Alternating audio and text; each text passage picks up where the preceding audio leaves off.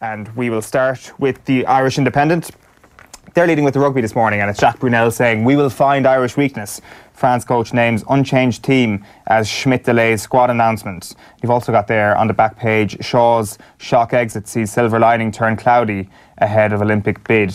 I'm not sure if you've actually been following that, Kenny, this Graham Shaw story kind of came out of the blue really yesterday. The women's national coach who's gone off to New Zealand, another successful coach that's kind of left the country. You can't really blame him if there's a bigger opportunity, more money and all that sort of thing down in New Zealand. But he was one of the stories of 2018. His team was one of the stories of 2018, and it would have been great to keep him, especially going into a huge year in terms of Olympic qualification for Irish hockey. But sometimes the birds just have to leave the nest. Yeah, but so has he made a comment? The manager has he publicly commented on why? Yeah, he has. He made a statement just to thank everybody for their support over the past couple of years, and I guess it's just a sense that the way the sport is at the moment, there is always going to be bigger fish to fry for people like this on a world level. But it is also. Yeah, but what does that mean? You say bigger fish. What does that mean? Does that mean financially he's going to double, triple his wages over there in terms of infrastructure over there? Did he have frustrations here in terms of the game operates over here, and was he constantly fighting for us? I mean, I don't think so. No, I think from everything he's been saying publicly, Graham Shaw was very keen to actually continue his work with the Irish hockey team. It's just such a rare opportunity that the New Zealand team will come along and try and headhunt this guy, which I assume is what's after happening here, that ultimately you take a team so far and you're kind of stuck in the confines of the Irish system or whatever it may be. But because of their achievements last year, suddenly the boundaries have completely widened, and it's a fantastic opportunity for him. And you kind of wish him well, really, to be quite honest with you. You'd like to think that he's left, or he's going to leave, enough expertise behind for Ireland to continue on their purple patch. I was going to say, is there an obvious replacement amongst the management team that he's left behind? I suppose that would be the best case scenario for the hockey team, if there's somebody in waiting was already within the system, within the management structure, opposed to looking further afield and maybe a bit of disruption somebody coming from outside it to win. Yeah, it's true. We have to wait and see how that kind of develops over the next couple of days. They're only 2 seeds ahead of us. Is that correct? I mean, New Zealand, are they ranked sixth in the world? We're only 8th. I guess it kind of comes down to the reputation thing, doesn't it? That really on current standings, it's like, well, Ireland against New Zealand in women's hockey at any moment.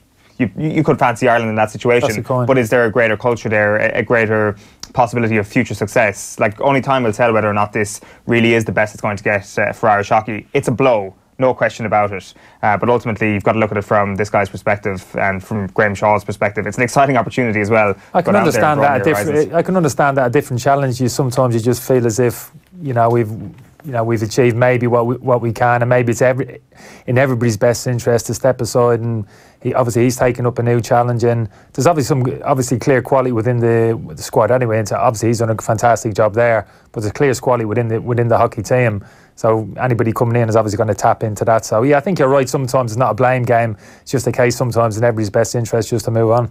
The front page of the Irish Examiner sports section this morning goes with Ajax's result last night. Dutch and Go reads the headline. Ajax dump holders Real Madrid out of Champions League while Tottenham win in Dortmund. The Irish Times then, meanwhile, leads with Gordon Darcy's column this morning. Absence of proper global calendar is the root of World Rugby's problems, so he's focusing on the proposed World Rugby League. Jerry Thornley then saying France finding feet with new sense of stability.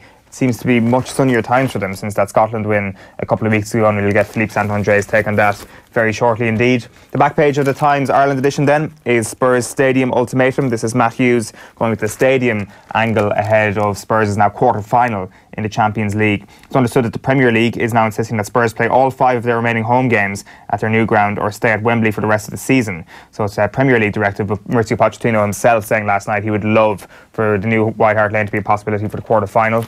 The Irish Daily Mail then.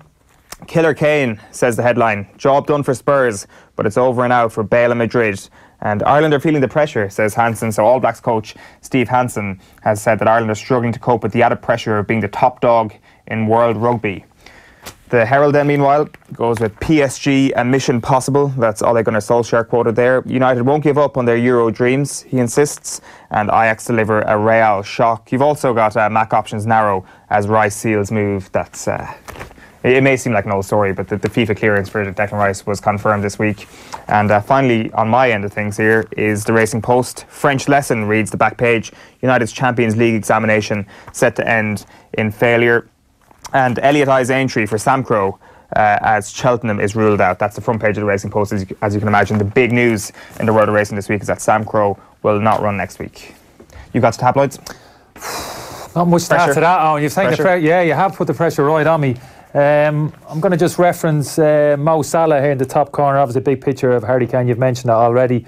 Just interesting. He's been assured by the Egyptian national team boss that he won't involve Salah until forthcoming international games coming up against Nigeria and Niger. So that will be important in terms of the title run-in, keeping their key players no more so than Salah fit and available. So that will be a big relief to Liverpool supporters. Salah will be available. Solskjaer, obviously a lot of positivity coming out from Solskjaer before the PSG game. Very few people giving them any real chance against PSG in the return leg. But I'd like to hear this real positive vibes coming out.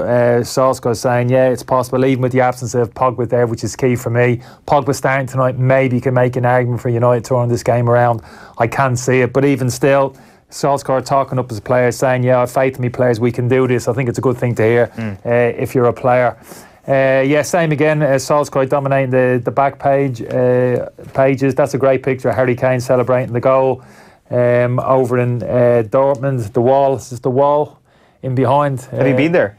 I haven't been there, no. I'd love to. We've talked about it before, maybe stadiums you'd like to go and visit. We've mentioned a few. That's probably one of them. And we mentioned last night, Spurs, as much as it's great for the home team to have that kind of support against you, for an away team there, just the amount of energy inside the stadium, you must feed off that. And that was probably the case for Spurs players last night. Solskjaer mentioned here again, just a different angle, saying that his Molde contract has expired, so he's on a free.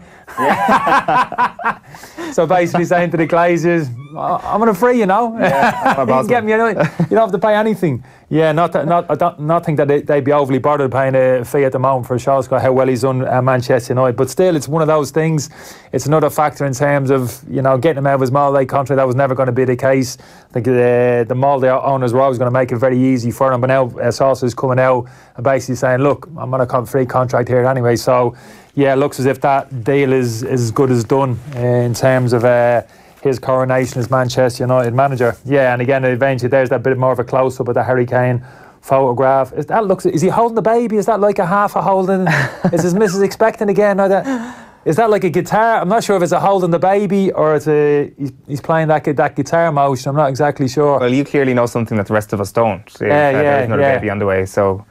maybe congratulations if so. Playing a guitar is a bit of a naff celebration. I hope that's not actually what happened there. But it was always the Jurgen Klopp. He was like, rock, you know what I mean, heavy metal rock type of football. I played at Dortmund. Didn't know whether that was a small playing that. But actually good to see it, because Spurs have struggled of late, even against Arsenal at the weekend. They've lost their mojo a little bit. And I still think there's a great opportunity for Spurs in this competition if they can find kind of peak form at the right time. Reasonably kind draw in the quarterfinals. We've seen Ajax there now. Potential Spurs Ajax quarterfinal. And before you know it, they could find themselves. They could have tiptoed into a Champions League semi-final. And Spurs are a very dangerous team when at their best, which they haven't been for a number of weeks now. But it's still possible.